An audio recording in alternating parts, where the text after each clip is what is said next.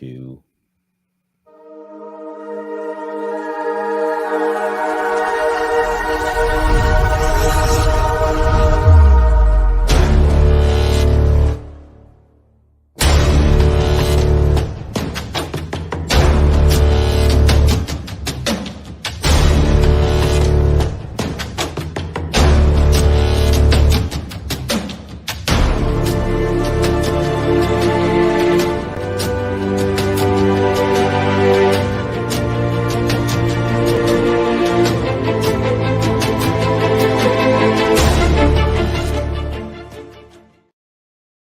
What's happening, everybody? Welcome to Stranger Things Has Happened, Season 1, Episode 5.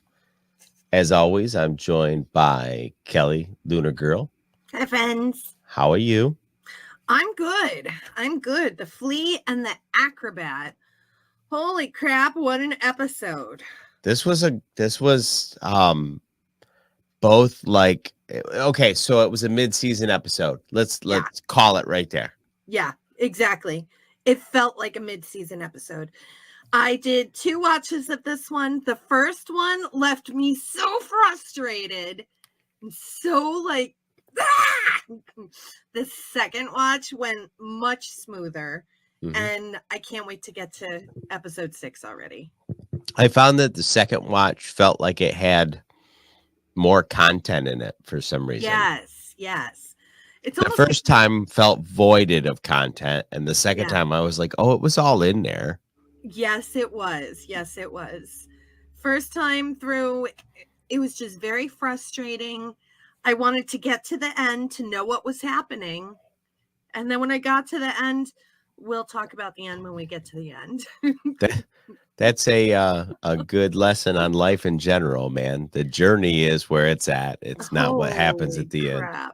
Absolutely. What a great episode, though. Did you want to kick off? I believe that I could kick it. Let's kick it. All right. Hopper, we come back to the facility where he was breaking in, right? Yes. And he immediately goes right into knocking people the fuck out.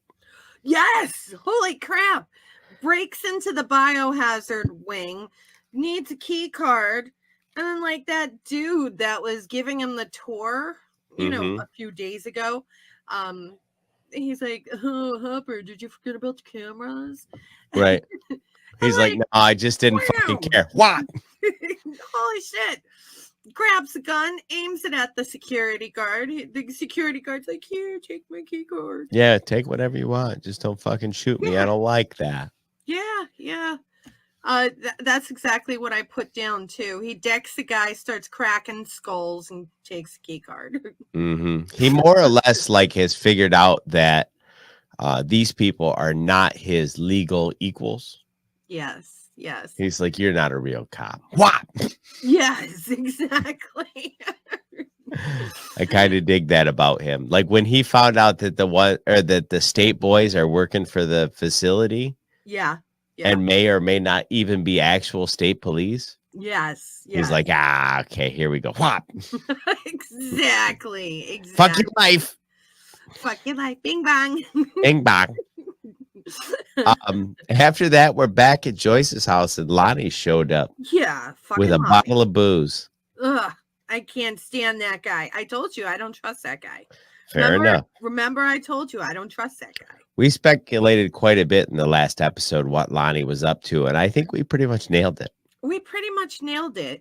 But here's caring Lonnie sitting down with Joyce saying, don't you think you're a little bit crazy? Don't forget your Aunt Darlene had mental illness. Here's some vodka, I thought that was bizarre. He's like, this is probably all in your head.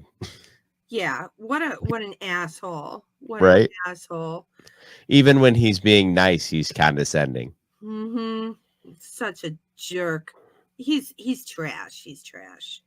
Right. And then just as we start getting into what else is he going to say? We're back at Hopper again, and Hopper's looking for Will. Hopper thinks that Will is in that lab. Right. He's legit calling for him. Yes. But then he finds the room with 11's drawing on there of, little stick figure 11 and bigger stick figure Papa. Right.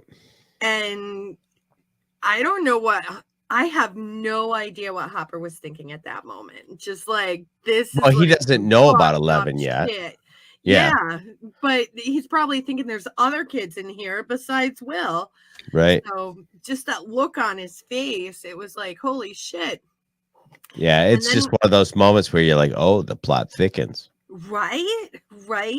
I mean, that's what, well, no, it didn't go through my head, but that's what went through my head about Hopper. So, yeah, because Hopper's just like, yeah. this rabbit hole just keeps getting deeper. Right? Holy crap. I can't wait to see how that blows up in the future. Right. So now we're with the boys and 11, and they're trying to decipher Will's message to them, because the last time we saw them, they were trying to communicate with Will over the ham radio and the thing blew up. So they're just trying to go over everything that Will was saying. And 11's just laying there on the couch and she's like upside down. And Mike puts it together like, the last time she said upside down, she flipped a Dungeons and Dragons board upside down. So now they're starting to think.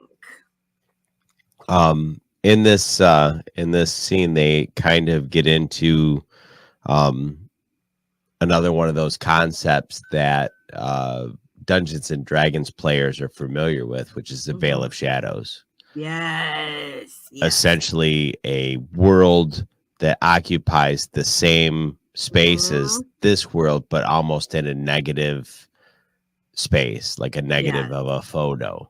Yes. So that, and then when they're talking about that, 11 is kind of agreeing that that's exactly what we're talking about. Yes, he's on the other side. So that was kind of exciting now that they're starting to piece it together. And then we're back with Hopper in the lab again, and the alarms start going off, and he hops in the elevator and the doors close, and it's like and then the song comes on, and I'm like, come on. What is the deal with the facility being super dark with strobe lights? No just idea. under normal conditions. Yeah. Even in the daytime, it's like that. Yeah, it's so strange to me that this is a active science research facility. Yeah. And at any given time, the lights may just be off. Yeah. It doesn't make sense. Strobe lights flicker. Like, I understand what they're trying to do ambience wise, but my critical brain is going, what the fuck? Why? This is not how facilities work. Yeah. Now, if they would have done like those, you know what? Those sensor lights didn't exist back then. That's correct. I was thinking if the lights came on as he moved through, but that didn't exist in this time frame. Nope.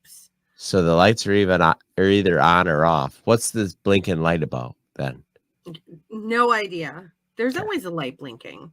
Yeah, unless like the magnetic pull to the other side is like screwing with the lights. Yeah, maybe sapping the energy out of the lights. Who knows? Meh. Well, I think it's just cinematography doing what cinematography do. Exactly.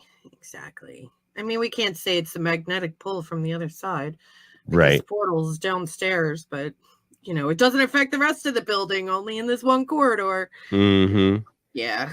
So the boys reading about the veil, and then they get into the concept of shadow walking, which of course is another D&D not trope but ability, where somebody from this plane can temporarily exist on the other plane.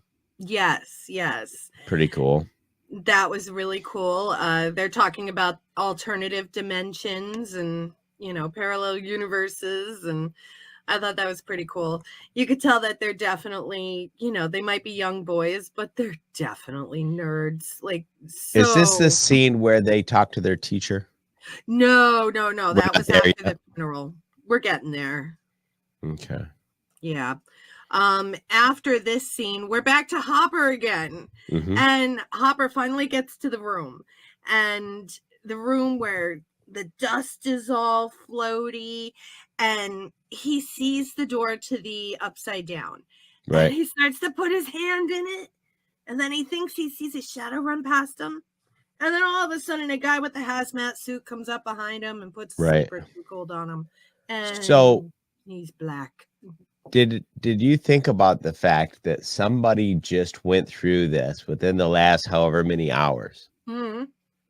and everything's grown back over on this thing? There's, you know what I mean? All whatever this gateway is made out of has started to mesh back and close. Webbing just it super webs itself again. Yeah, I thought that was kind of wild. I was like, somebody just went through there, like had to have been within the last couple days, because this whole thing is taking place over a matter of maybe a week or so, if maybe that, 2. I don't even think it would be 2 weeks yet. Well, you got to figure something's happened to Will. Yeah. Then they've had time to recover the body and plan a funeral. Yes. So it wasn't like 3 days. It's been at least probably a week plus. Yeah, probably a week. I didn't count the days, though, how many nights we've seen. But probably about a week. I don't know that this show works in that way. Like you don't think every episode is one day? No, probably not. Yeah. Because it seems like some of the stuff happens across multiple days, but I could be fucking completely wrong. Yeah. We could ask the internet then it would blow it for us. I'm sure if we just went on Wikipedia, but like you said, it's going to ruin the whole thing. Yeah, what else would we find that we weren't ready for? I don't want to know. If somebody wants to correct us in the chat. We are recording this on Thursday night, but now it's Saturday night. So if somebody wants to tell us in the chat, tell us how many days went by. It's okay to tell us stuff as long as it does not spoil plots or twists or the misinformation that they're trying to sell us. Like if it's just a thing we should have caught about the world, that's fine. Yeah. But don't tell us anything else. Yeah, don't spoil it. It's no fun. That's cool. Yeah. I'm sorry. Oh, Siri's upset. You damn right. You better not tell me nothing, Siri. Siri's a bitch. She's a bitch. She don't listen. She only listens when you don't want her to. What a bitch. Right. She never listens to me when I tell her I want her to text somebody. Exactly. That comes out like rubbish. Yeah, exactly. I've seen your talk to text, so it's rough. It's fucking rough. Like I speak pretty clear fucking English. But a typical woman, she only hears what she wants to hear. Right? True story. Yeah. Mm-hmm. Let's see. Lonnie and Jonathan hash it out, kind of. Yes. Jonathan came home. It's still nighttime.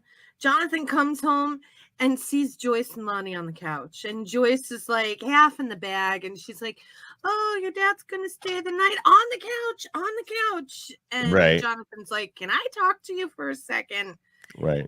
And this dude's shady. And here's Lonnie saying, stop trying to put ideas into your mother's head. Don't feed into her hallucinations and take down that Evil Dead poster. It's not appropriate. And it's like, I was like, what the fuck? Yeah. Like this guy is a drunk fucking cheater, fucking blah, blah, blah.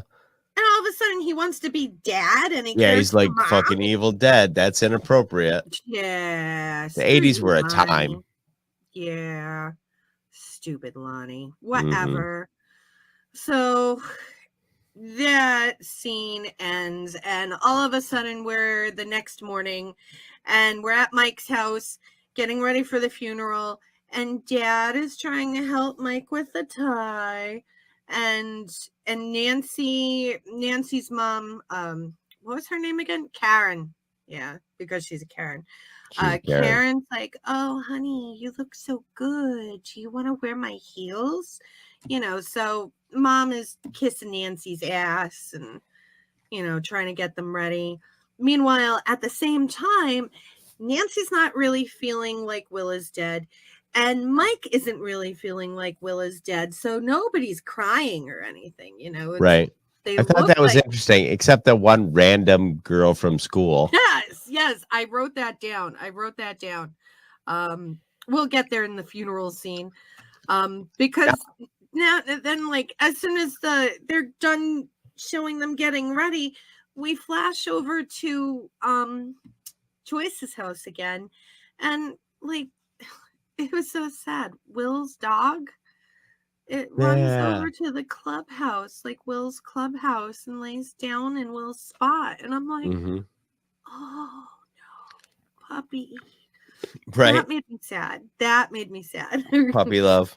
Puppy. And there's Jonathan trying to put on his tie, thinking the whole thing's stupid. He's not sad because he knows that Will isn't dead. Right. And then we see Joyce sitting down on Will's bed, and Lonnie comes in and he's like, it's time. Because Lonnie's a big, good guy. Lonnie's guy. a dick. Yeah. We get into flashback after that. Yeah. With Will in it.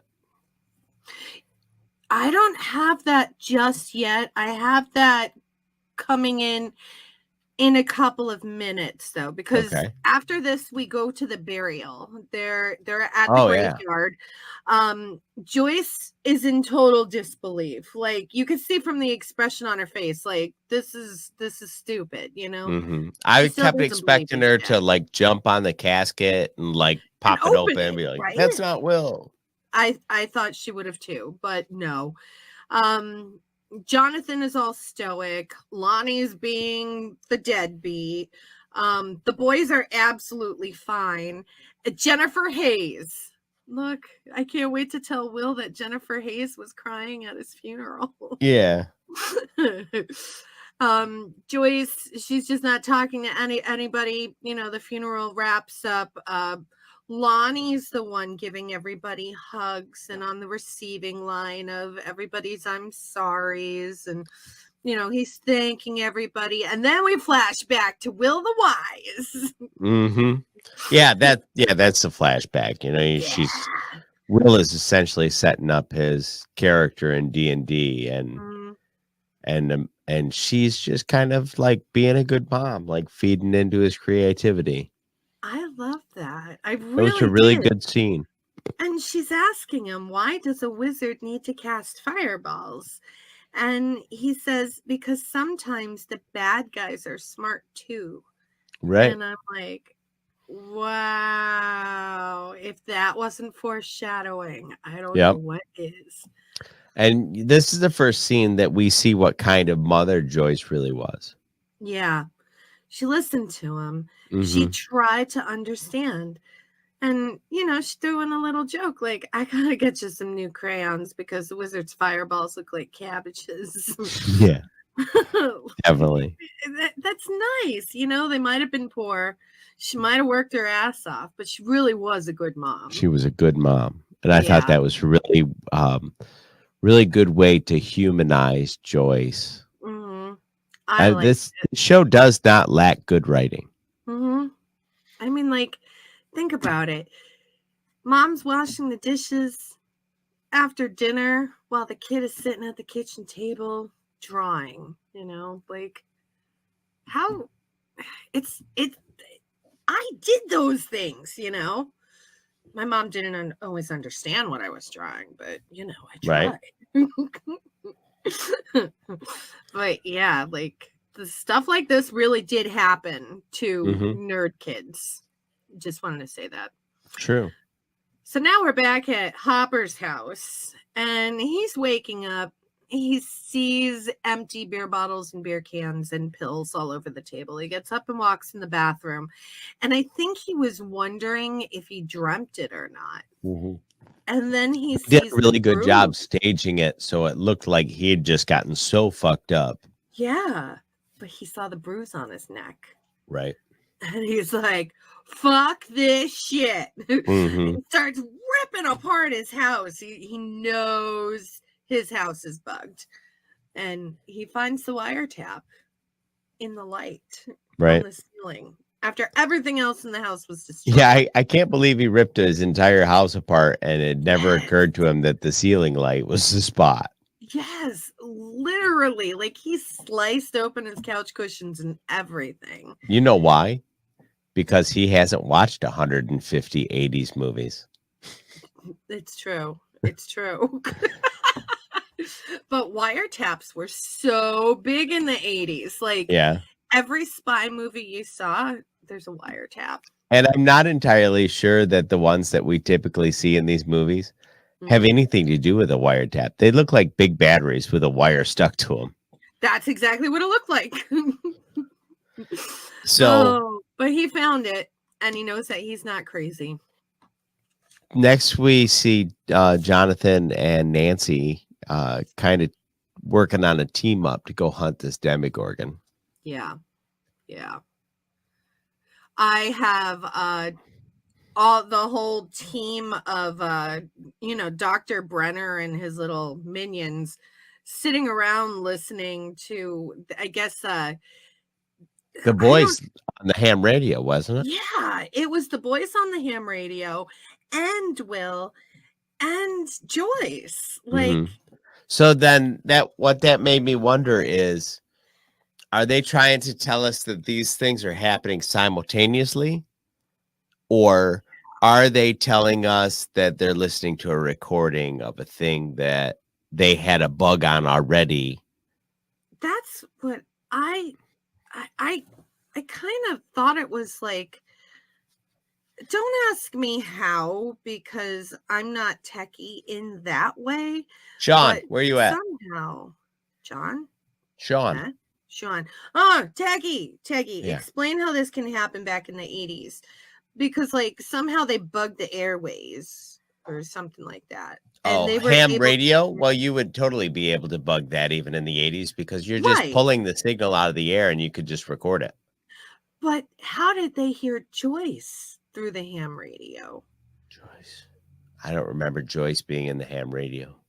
Exactly. She was talking to Will. Will was on the other side of the wall, and Joyce was trying to reach, and they were doing the whole palm thing on the wall. Okay. I didn't catch that. And the boys heard Will, but the boys did not hear Joyce. And that was on the ham radio. Like, Will came through the ham radio talking to Joyce. But Dr. Brenner heard all of them. So that's interesting. That might have been a bit of a mistake or... And I didn't pick up on that until the second watch. And I'm like, they can hear Joyce too. It's not just all the boys. So that was weird. It is weird. Maybe they just left Joyce's sound out of the edit of that cut. You'd have to go back and listen because, you're getting clips of them listening. Yeah. Instead of the entire playback. Yeah. So maybe you just didn't get the parts with Joyce's voice in them. Right. It's so weird. Clever editing, maybe? Maybe. As to not foreshadow. I think it's like something supernatural. Like they have something supernaturally bugged. Maybe. Something to do with the water scene that's coming up. Is that Siri bugging you again? Nope. Oh, okay. Somebody just liked something I said, so it made a chimey noise. Oh, nice. So, yeah, like you said, we have Nancy and Jonathan at the cemetery making plans to go into the forest to go try to hunt the thing down and try to find Barb and Will and Jonathan goes into his car glove box and takes out a gun. I think that was his dad's car. You know what? I thought that too, but then I was like, nah, I can't. It's probably Because his own Jonathan car. says he hasn't shot since he was a little kid. That's true. So the fact That's that he had a true. pistol with boxer shells. And let's be like quasi clear here. Mhm. Why would you keep a box of shells in your glove box? What kind of murder did you plan on committing? That's true. I mean, How? I understand the loaded pistol, Uh-huh. but what do you need the extra box What of do you need shells the in there extra for? shells for? I don't know. That's so weird. Just another 80s trope. I guess I never understood that, like even in like Friday the 13th and shit. Why? Yeah. What would be the motivation to keep a box of shells in there? You're absolutely right. I didn't think about that, but yeah, you're right. Huh. Maybe we'll find out. Maybe You we really won't. have to plan on shooting a whole bunch of motherfuckers. Maybe it's just an aesthetic that we'll never find out. I mean, it just is a thing that they did. Maybe it's in this that way because they were like, remember they used to do this in Yeah. 80s movies all the time, Maybe. 70s movies. It's true Like though. fucking Shaft would like pop open his glove box and take a whole box Mhm. of shells. Right. We never had gun safes in the 80s. No, it was just all fucking willy nilly. My father's rifles hung up in the hallway on the Mhm. wall, okay? And the shells were right on top of that little gun rack. You It know, was a just different time back then, made. for Yeah, sure. and we knew not to touch them, but that's a whole another subject. We bounce over to a repairman looking Yeah. at ham radio in the school, Mm-hmm. but it's Yep. from Brenner. It's from Yeah. Brenner's office. Well, it's the same dickheads we saw a couple episodes ago. Yeah. I mean, they're into everything, Mhm. covering shit up. I recognize the faces, but they're clearly dressed different. Yeah. Oh, you fooled me. Right. and then we go from there over to the funeral luncheon. And that's when the boys start talking to Mr. Clark, the science teacher, Right. about other dimensions and parallels. Mm-hmm. And I thought that was really neat.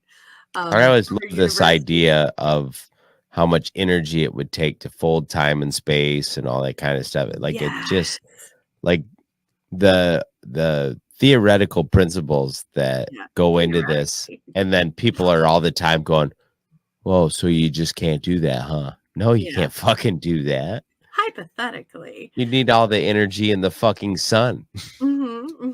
And that's how we got the title of the show, The Acrobat and the Flea, because Right. you know, he drew pictures of, you know, you can go this way and this way, but the flea can go this way, you know. I've never heard that explanation. Mhm. It must be famous. Like it must be like in a physics book or something.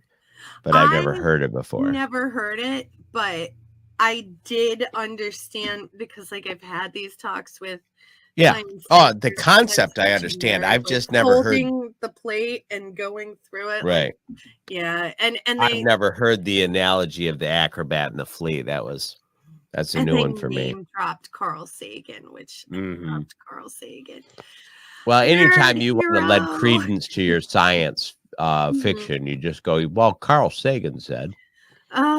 Nerd hero, you know. Right. I am the lunar girl, you know. Tell me about space and time. Like, yeah. Yeah. Tell me, Carl, again, how you theorize all this stuff. Wibbly wobbly, timey wimey. Truth.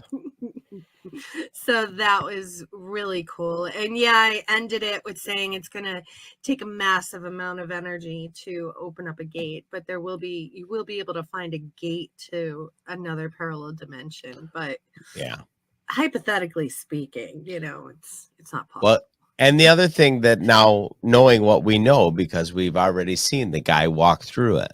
Yeah. Where is this energy source that keeps these fucking gates open? Right. And first thing I thought, the lab. It's at the lab. Mm-hmm. It's at the lab. That's the gate that stays open. Right. It gets a little webby, you know, like the veil shrouds back over again, but it doesn't completely seal. Right. Like, what is keeping that open? Yeah. How are they creating Let's that much see. energy? The cops visit Hopper, his deputies there. Yes. They Yeah. talk to him about these dudes, Henry and Dale, which, if I recall, Yeah. are the dudes from the diner at the Yeah. beginning. Like the hunter guys. Yeah. Yeah. They were eating at the diner. Yep. So they went out hunting and they never came back. Yeah. So now, like, what I was wondering was either did the Demigorgon get them, or are they part of the cover up where, you know, Brenner and his guys made him disappear? Right. I was wondering that myself. Because they saw 11, you know, They did see 11. and they reported that they saw 11. Right. So I'm wondering if they were made to disappear. Oh, and they also mentioned that they found Barb's car. Yeah. At But the most bus importantly, station. that the Stadies found it. Once again, linking back to this local state cop unit that seems to be meddling in everything. Yeah. Totally sus. Totally sus.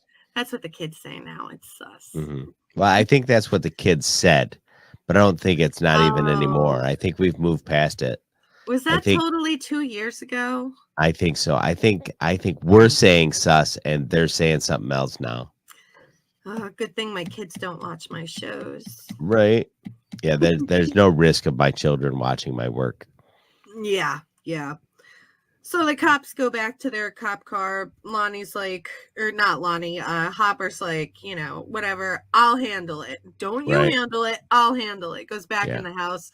The cops are like, I think he's off his meds, or he's talking to Joyce Byers again. Like, I thought that was funny. They're like, yeah, you don't want to talk to that Joyce Byer too much. Yeah. So they think he's just totally losing it.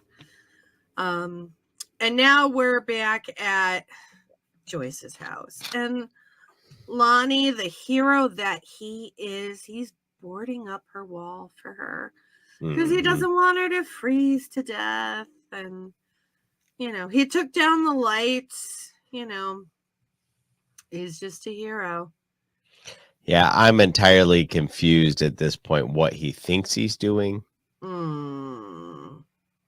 Because he's not doing he's not like he's pretending to be the supportive guy, but what he's doing is actually the opposite of that. Yeah. It's not how you handle somebody who's having a delusion. So I'm like cursing him out in my head, like, you asshole, just go away. Right. Just go the fuck away. But now we flash back to the boys and everything. And the boys are back at Mike's house.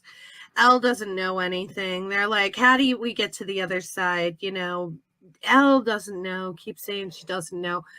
But Dustin knows something. She knows. We know she knows. But then Dustin's like, the nerd that he is, he's looking at his compass and notices, like, hey, the compasses are fucked up, you know? There's a magnetic pull from somewhere because true north is not true north. And of course, you know, he has to explain it to Lucas, but I think it was just a lesson for anybody who watches Stranger Things. I'm not enjoying Lucas. I'm hoping his character gets better. He's just like combative. He's super combative. Yeah. He doesn't give anybody a chance. And he doesn't seem to fit in with the nerd mold that the other kids are. He doesn't. No, he seems more like a sportsy kid. Yeah. So he doesn't even seem like a Dungeons and Dragons kid. Like, if you can't think outside the box, right? How would you play Dungeons and Dragons? Yeah, because we all know that's what Dungeons and Dragons is thinking outside the box, plus imagination, plus the luck of the dice. Right. You have to think around a problem, not through it. Yeah. So he doesn't quite seem like he's fitting in at this point. Right. So then we get Joyce rooting through Lonnie's bag. She finds like a Lonnie's taking flyer. a shower. Yes. Lonnie's in the shower. And Joyce finds the advertisement for the lawyer. Mm-hmm. So that's what he's up to. It's super silly to me too. I'm thinking that this was probably a flyer he pulled off a telephone pole or something. That's exactly what I got. I got that. Mm-hmm. And you totally wouldn't think about that if you weren't 80s, 90s kid, because in the 2000s, that shit would have just been on the internet. Exactly. But it was either telephone pole or grocery store. Right. Because they didn't stuff the newspapers back then. No, it was bulletin boards, and that was kind of your jam. Yeah. Possibly the library, but I don't see Lonnie going to the library. He doesn't strike me as an intellectual like that. Mm-hmm. But, Joyce finds it. And we flash over to Mike's house again, and there's Nancy in the garage with a bat, practicing her swing. And who almost gets clocked but Steve? Good old Steve. Good old Steve. Now, I don't know what to think about Steve right now, because I thought he was a douche. I totally thought he was an asshole.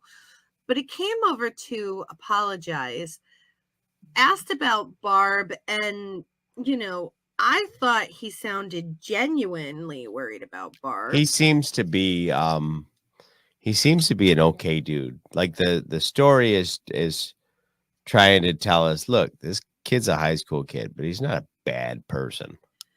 Yeah. So is he with the bad crowd because of popularity reasons? It seems to be. It seems to be like this is the clique, and they're a little bit more intense than he wants to be. Yeah. So I'm starting to question that now, but he seemed to offer a genuine apology. He basically said he told the truth to his parents and the cops, and his parents are pissed, but he doesn't give a shit. How's Barb? Yeah, fuck him. So he seemed genuine, and then wanted to take Nancy to a movie, but of course Nancy's busy. Right. And she said, because my brother and the funeral, and he's taking it really hard. So we all know that was a line. But what is she going to do? Tell Steve that she's going to go monster hunting, with Jonathan.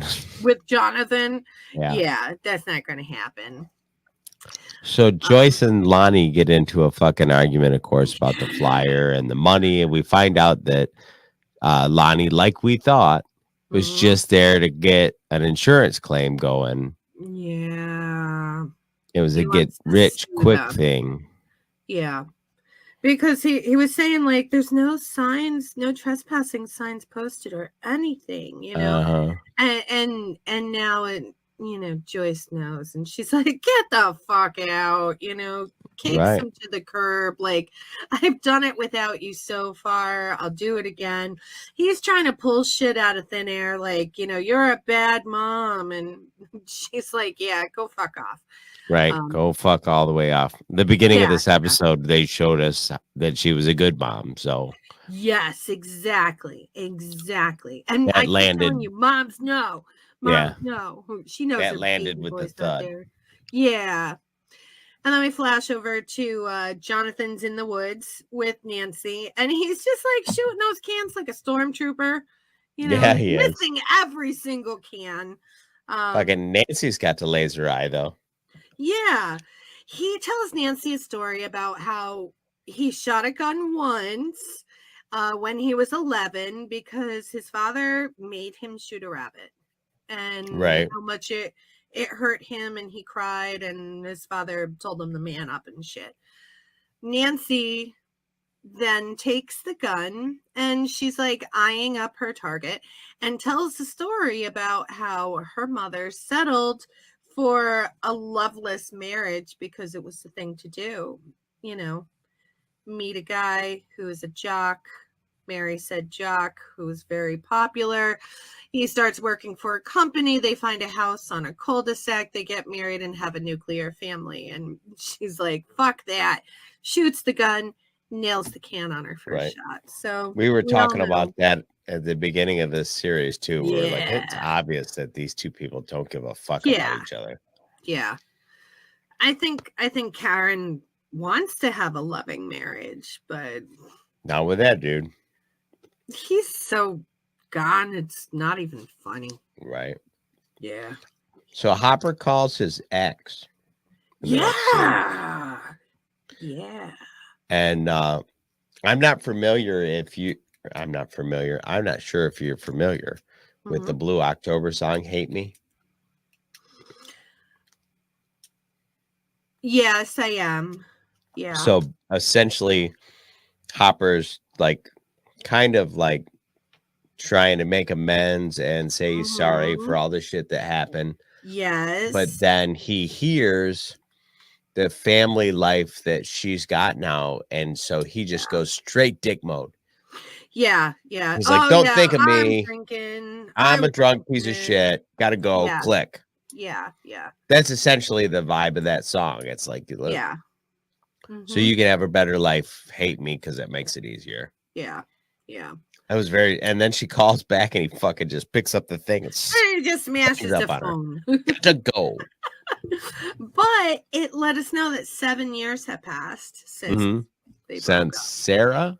Since Sarah died, or maybe she didn't die, maybe she just went missing, but I don't know. Maybe Sarah got picked up by Dr. Brenner at this point. Oh, fuckers. Did you ever think of that? Like, maybe it's possible. Yeah. The kids head out following the compass, and Elle has a flashback of being in a underwater deprivation chamber, kind of bath. Yeah, the bath. She did not seem like she wanted to do that. In this bath, it put her into. It almost looked like she was in between dimensions where she could. There's this guy talking in Russian, and we're quite a ways away from that. What? We're quite away. There's a whole bunch of episode that happens between when she goes in the depth chamber and the Russian dude. You're right. She just says the bath. Yeah. And then she wakes up and she asks if they could turn around because she's tired. Right. And that was when something obviously changed. She realized or knew where they were going. Yeah. And she's like, I don't want to do this. Doesn't want to do this. She's freaking about something. And then we're back with Nancy and Jonathan. And a conversation kind of gets steered in a weird direction, like you always knew it would. And Jonathan's basically saying, you're trying to be someone else that you're not. Right. And Nancy's like, you're saying that because you're jealous of Steve. Which is also true. Yes. Steve's just trying to be protective. He really is a good guy, which is like, I've heard that before. It's hard to be supportive of somebody that you care about and not look like an asshole. Yeah.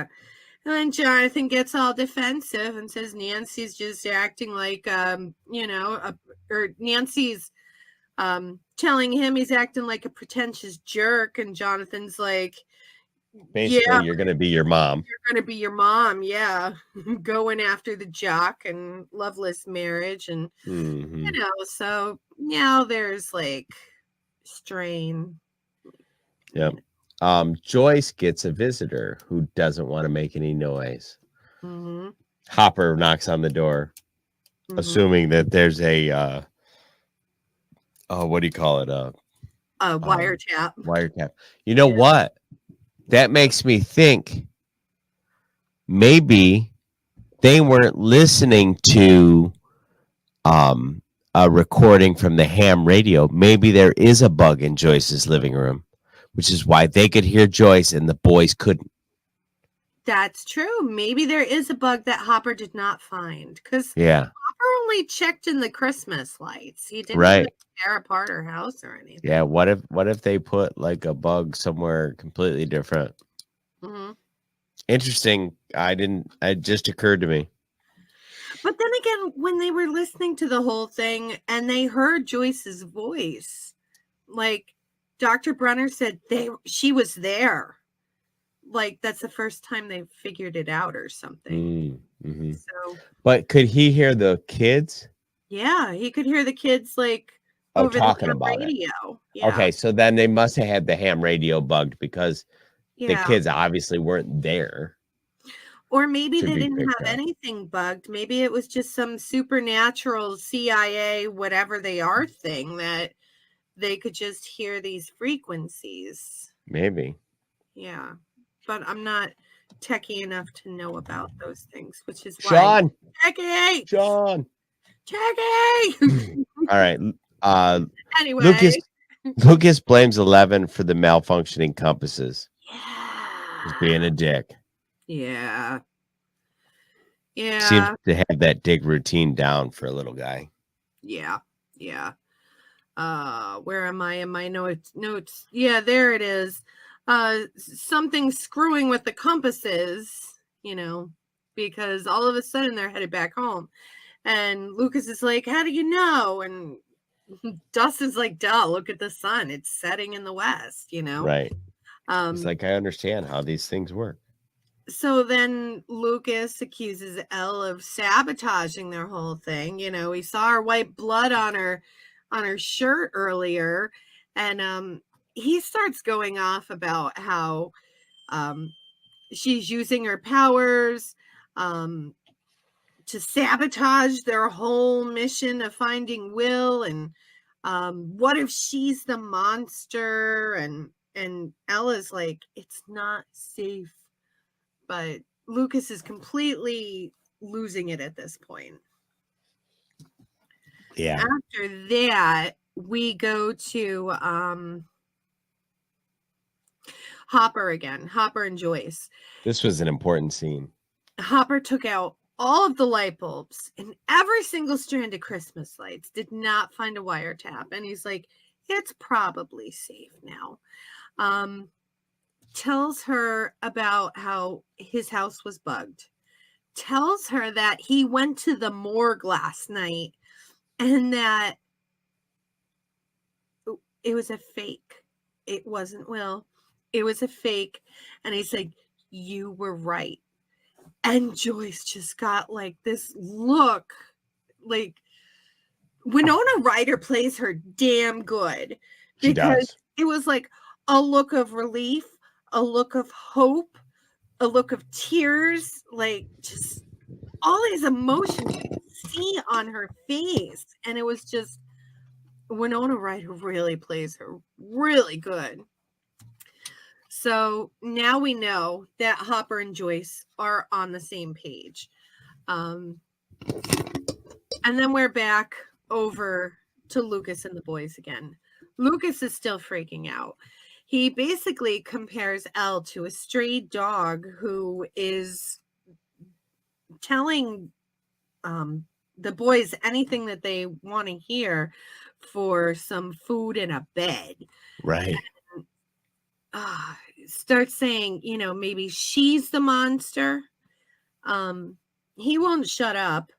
Mike decides to take him down, and they start brawling like boys do. Dustin's trying to break it up.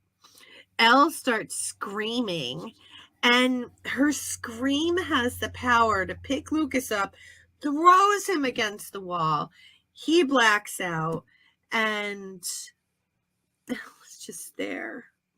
You have to give Lucas credit though. Like that's high level logic. Like maybe this person that's been manipulating this whole thing is the monster. Right. But I still didn't like it. Well, I mean, it's fair not to like it, but I mean, it like the logic is impressive for a young person. Yeah. What are they, like 12, 13? Yeah, maybe. They're not very old. They're like middle schoolers. It just in that moment I was like, well, that's a lot for a little dude to put together. Yeah. But Mike is being protective. Right. Dustin, so then we get 11's flashback with the Russian, like you were talking. Yes. She's clearly in another plane of existence. Yeah, it's almost like she's in between worlds because it was nothing but black and like you couldn't see anything. So Right. I mean, if it was in a parallel universe, you would see like the upside down, but you saw nothing but black. So and this Russian guy, and we all know that she was wiretapped because you could see all the things sticking out of her vest, and she's just walking around this guy, getting everything that everybody needs to hear. But then she starts hearing growling. Yeah, I thought that was like, she's so like, what the fuck? Eerie. She starts running. She's screaming help. The snarls are getting louder. She's like pounding on the water tube that she's in now. And then you see Elle flash forward again into present time. Her nose is bleeding again. She's crying. Lucas storms off. He wakes up. Everybody's like, okay, let him go. He needs to blow off some steam. Right. Where the fuck is Elle?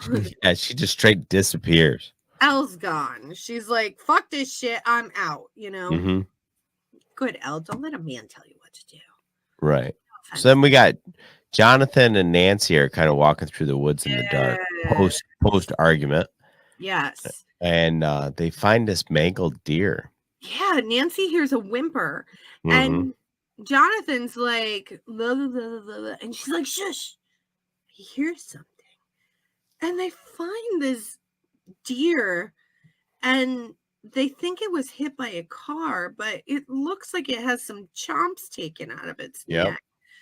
And they're like, we can't leave it like this. So Nancy, who has the gun, is aiming it at the deer, and Jonathan's like, no, let me do it. I thought that was so chivalrous. And he takes the gun. Nancy looks away, and he's just about to pull that trigger, and whoosh, the deer just like that was a jump scare for me. Like something yanked it. Yeah, I jumped like a foot the first time I saw that. I'm like, what the fuck? And I mean, if you think about it, like, how could you see the deer and not see anything else around? Whatever grabbed the deer, like, how did you not see something move? Yes. And they're like following the blood trail. Yeah. And then the blood trail just stops. And then Nancy's like going by this tree, and like she hears something in the tree. Right.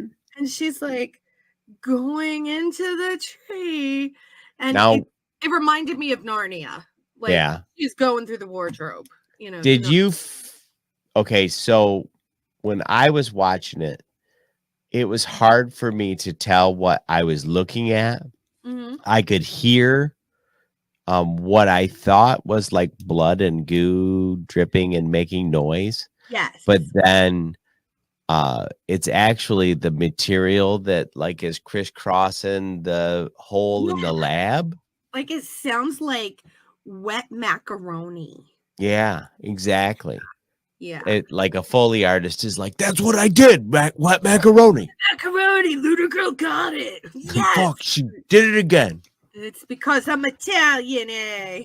Hey, I know the pasta, eh? All the Italians just tuned out.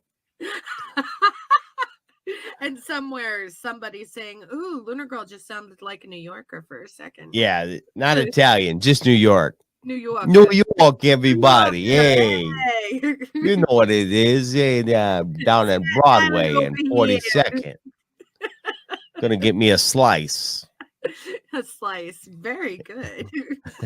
Anyway, You don't order a pizza, you order a pie, okay? right? You get a pie or you get a slice, all right? Yeah, yeah. So Nancy's like, "Oh, Jonathan," and then she's like, "Screw him," and she crawls in, and I'm like screaming at the TV, "You asshole! What the Wait till fuck, he knows man? where you are. You don't go anywhere by yourself." Let's go hide behind this shed with all the chainsaws in it. Yeah, she gets into Narnia, and then she sees Voldemort sucking on the unicorn. Right. The Demigorgon sucking on the deer, and Right. she's like, "Oh no, I'm gonna step back," and like snap. "Oh no, I stepped on a twig," and the Demigorgon's like, "Bleh!" I don't think she stepped on a twig. I think she stepped on a demigorgon. I don't think she stepped on the Demigorgon. I think it was a twig. No, I'm serious. It doesn't break or snap or anything. She just steps on a thing and it moves. I thought it was a twig. No, I think it's like a demigorgon's tail or something. Demigorgon tail. But it wasn't the demigorgon that was eating. It was like a sleeping demigorgon. Really? Yeah, there's two of them. Go back and watch. You've seen it twice. Watch it again. I think there's two of them. I think she steps on one. Okay. I will be in the live chat at 6 p.m. on Saturday with all of our audience, and I am going to rewatch it again before Saturday, and I will either say, "Yeah, Don's an idiot," or or say, "Don, that was a fucking twig." But I will rewatch it because, like, that'd be really cool if she stepped on a Demigorgon, but I think it would have eaten her right then and there. well, I think it tried to. Well, it turns around, it opens up its face. Yeah, that was eating the deer, which reminded me of Voldemort. Yeah, Voldemort sucking on the unicorn. It was like the same exact scene, only it was a Demigorgon and a deer. Because that's more believable than Voldemort and the unicorn. And then we don't find out if she gets out of the tree, right? She doesn't, because Jonathan all of a sudden is like, "Nancy, where are you?" And then he goes over and sees her shit in front of the tree, doesn't see that the tree is dripping with goo, turns around to go and look for her, and the door closes up. And it closes up solid. Yeah. End scene. And here's me screaming at the TV, "You stupid, dumb shit. No matter how strong of a woman you think you are, you always tell somebody where you're going before you go." Well, Hopper's doing that a couple times now. Where you're like, bro. A man in the 80s. There's a difference with a man in the 80s and a woman in the 80s. There's no excuse for it regardless. Nancy's cute, and she did exactly what she wasn't supposed to do. So this is true. It is. It's a movie trope. So now Nancy's gone, and what do you think episode 6 is going to do? To be perfectly honest with you, I'm at the point where I don't really fucking know. Right? Like, there's so much up in the air. I think that at some point Steve is going to have to interact with the boys. Yes. And try and figure out where Ellie went. No, not Ellie. Fucking Nancy. Wrong words. Nancy went. Yeah. And Jonathan's going to be involved in that somehow. Do you think Steve will talk to the boys about Nancy, or do you think Jonathan will talk to Steve about Nancy? That's a good point. Because and then does Steve want to flatten his face? Yeah. Is Steve going to be like, stand up and like, let's be friends to find my girlfriend? Or is he going to like puff out his chest and like, you probably did something to her, you fucking weirdo. Yeah. Oh, you took pictures of her. Now she's gone. Yeah, me. Okay. I got nothing beyond that. I don't know what's happening at the facility. I'm sure we're going to get more of Elle's flashbacks. Yeah. And let's not forget that Joyce knows about she's not crazy. upside down. And Joyce knows that she's not crazy. Does Hopper believe her about the upside down? Probably, because he saw the doorway there. Yep. She's probably going to start talking to him about it this episode. And Elle's missing.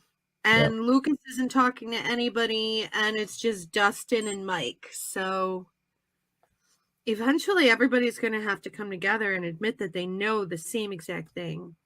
So. Yeah. Absolutely. I can't wait for episode 6. It's going to be good. It's going to be good. Let's say goodbye. Friends. Bye, friends. Bye, friends. Thanks for joining us. Mwah.